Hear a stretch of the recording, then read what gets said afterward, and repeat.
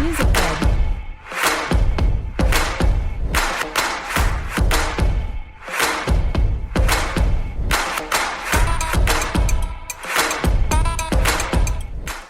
Today we are testing out Nikon's new mirrorless camera. This is the Nikon Z6. It's just under $2,000 for the body. With the lens included, you're looking at about $2,600. So this is a less expensive option of the new mirrorless cameras. And I've got to say, I'm very impressed with this camera.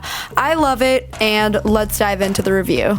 One thing I love about shooting on this camera is the autofocus. The autofocus is better than any camera I've ever tried before.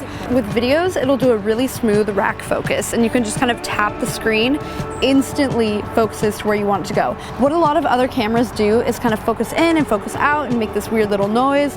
This one is completely silent and just instantly gets into focus. In 2019, having a camera that can shoot in slow motion is absolutely crucial. I use slow motion on almost every video I shoot, and I'm very happy to say that the Z6 shot amazingly well in slow motion. It shoots in 120 frames per second in full 1080p HD, so it looks really sharp, and you can get those cinematic shots that look amazing for a montage for Instagram or a YouTube video.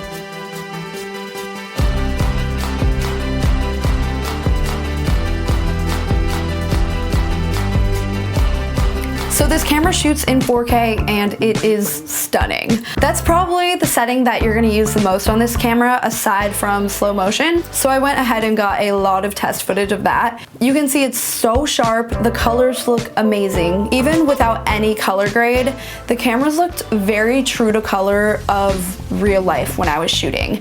And then you can add a LUT or something onto it and it looks awesome. Like, it seriously looks so good. This camera also has built-in 5-axis stabilization, so you're able to get really smooth, steady video shots. It's important to have a camera that's good in low light if you're going to be shooting concerts or really anything at night. I found the Z6 to work very well in low light. The camera's ISO goes all the way up to 51,000.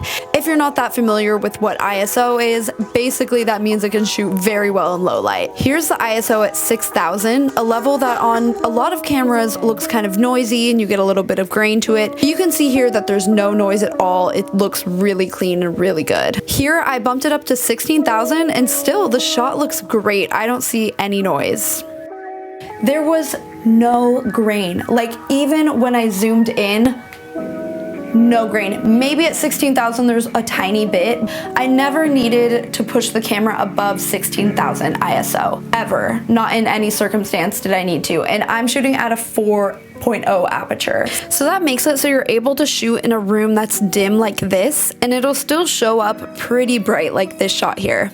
Right now we're at 40,000 ISO. You most likely won't need to use this setting, but it's great to have the option if you're shooting low light. So this is on one of my other cameras, but right now we are at 12,800 ISO, and this camera really can't handle it. There's like a lot of grain. This camera I'm shooting on now doesn't even go to 40,000 ISO. When we put these two shots side by side, it's just a no-brainer. The Z6 looks so much better than the other camera on the left. The one on the left even is kind of greenish colored, which is really odd. So all in all, I'm really impressed with how this camera did in low light. Another thing I love about this camera, how light it is. If you're someone like me, I really can't carry around a heavy camera all day. It'll hurt my shoulders, hurt my back. I've had cameras that are over 5 pounds, and that doesn't sound like a lot, but when you're carrying that around for hours, it really does start to take a toll on your back and shoulders. This camera, even with the 24-70 lens, is only around 2 pounds, so I really don't even feel it when it's on my shoulder. I find that I want to take this camera with me because it's not gonna hurt.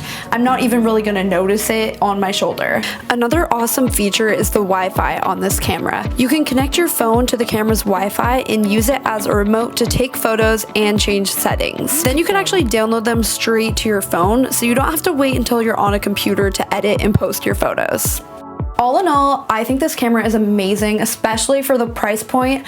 I'd recommend getting it with this lens. You can get it with a different lens, but this is a good kind of like all-in-one, pretty good at everything lens. Most of this review has been about video because I think this is a great camera for video, but of course it does photography as well. I'll include some test shots here that I got. I just think this is really cool because Prior to this camera and the Z7, Nikon was known more for photography, less for video.